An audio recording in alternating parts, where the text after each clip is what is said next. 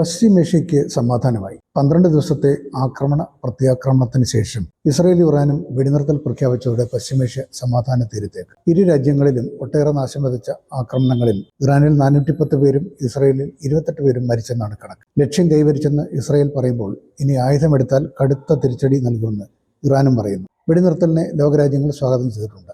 ഏകപക്ഷീയ ആക്രമണത്തിലൂടെ ഇസ്രയേലാണ് പ്രത്യാക്രമണം ചോദിച്ചു വാങ്ങിയത്. അമേരിക്കയുടെ പിന്തുണയാണ് ഇസ്രയേലിന് ധൈര്യം പകർന്നത്. ഒടുവിൽ അമേരിക്ക പ്രത്യക്ഷ ആക്രമണത്തിലേക്ക് കടന്നതോടെ മറ്റു രാജ്യങ്ങൾ ഇറാനൊപ്പം നിലകൊള്ളുകയും പുതിയ ശാക്തിക ചേരി ഉടലെടുക്കുകയും ചെയ്തു. അതോടെയാണ് അമേരിക്കയ്ക്ക് തന്ത്രപൂർവ്വം പിന്മാറേണ്ടി വന്നത്.